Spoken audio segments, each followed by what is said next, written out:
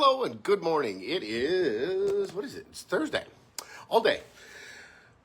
Great day yesterday. I had some really good interactions, really good conversations with people. One young gentleman who went through some stuff that we sat and had a conversation. And last night he got the best night sleep he's had in months, which makes me really happy. I love helping people like that because Lord knows there's some stuff that goes on in our brains that just don't make it the easiest thing in the world to deal with sometimes. Just had a realization. I run my TV through my PlayStation, and I have a camouflage remote. I am never, ever buying a camouflage remote again in my life. I cannot see this thing for the life of me half the time. Anyhow, that's a little bit about my own weirdness and calamity. Today, I want to talk about forgiveness. This is a big one. So for the book, I sat and wrote down 50 things that I wish I knew 20 years ago or more that really could have helped me do things better, faster, with less effort, and certainly less heartache. One of those things is forgiveness.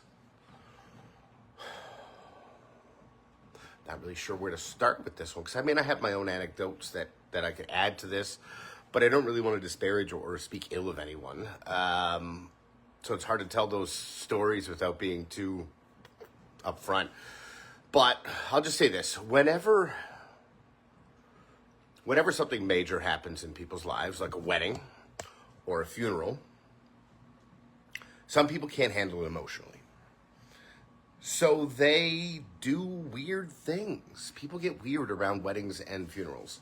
And I know personally, when I went through the funeral of my mom, some weird stuff happened and people started arguing about money. And, well, let's just say it ruined a relationship. And I didn't like it. And I felt that I did the best that I could do in the situation, but it was never going to be good enough. I had to come to terms with that for a long time. And the worst part was that I had no control over what this person was saying about me or who they were talking to about me. And I knew that, there was a good chance they were probably bitching about me and saying some bad things. Because no matter what, there's always two sides to a story. And as long as you can sleep at night, that's the most important thing. Don't get me wrong. But other people justify things that they do because it serves their needs. And it, right or wrong, they see it as right because that's what justifies, in their own mind, their actions to satisfy their needs. And unfortunately, people don't always agree on the way that it works out. But just because you disagree doesn't mean you have to carry this with you. There's an old saying, Jim Rohn asks, if your best friend puts strychnine in your coffee and you drink that coffee, what's going to happen? Well, obviously, it's no bueno. But if your worst enemy puts sugar in your coffee, then nothing's going to happen.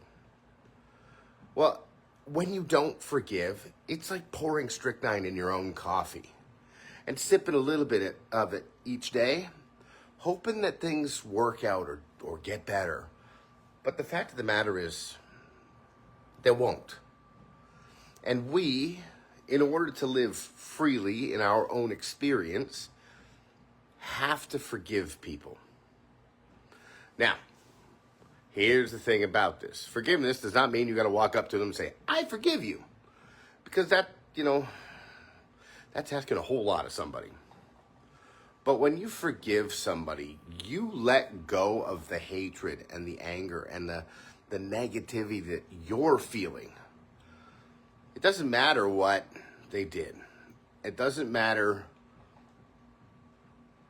that they know that you do or don't forgive them. Thank you for the like. I appreciate you.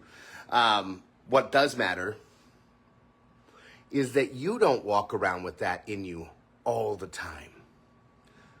Because that sucks. That's like pouring poison in your own coffee. Oh, thanks for the like, Ken. I appreciate it. That's like pouring strychnine in your own coffee, poison in your own coffee every day, and just sipping at the, thank you, Cheryl, I appreciate that, and just sipping at bitterness, poisoning yourself every day, hating that person, wishing them, they did me so wrong, maybe even wishing ill upon them. But the fact of the matter is, if you get enlightened enough in your own experience to say, you know what, screw it. It happened. I can't change it. I don't want that person in my life. But I forgive them. Because when you forgive them, you release that from you. And yeah, it takes a little work. Not the easiest thing to do. But forgiving someone is way better than walking around with all that negativity in you all the time. That will eat away at you, will age you. It will push people away from you. It will rob you of great experiences. But if you're able to, absolutely, Cheryl, it does. If you're able to elevate yourself to a point where you rise above the anger, because anger feels good. Anger's like, it's like fast food. You know it's poison, but it feels good. But that anger and bitterness it's going to ruin you over time. So elevate the way you think. Think about forgiving people for the things that they've done. And just as a conclusion to that anecdote before, time either exposes or promotes you. And someone asked me years later, hey, did so-and-so try and rip you off during all of that? Well, I didn't want to speak ill, and I just said it wasn't a pleasant experience. They looked at me, and this is somebody that I would have considered their friend. He said, yeah, they've been trying to do that. They've been doing that to people for years. Absolutely, Tommy. That's my big brother right there. It is difficult. It's not the easiest thing to do. It's an elevated way of thinking. But the fact of the matter is, if you don't forgive people, you're carrying that shit around with you forever. And it wears on you, man. You see it on people's faces. You see it in their eyes. You see it in their distrust.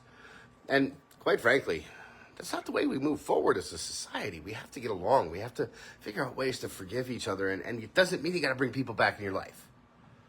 But it means that you have to let go of all that stuff that they did, because life is way, way easier that way.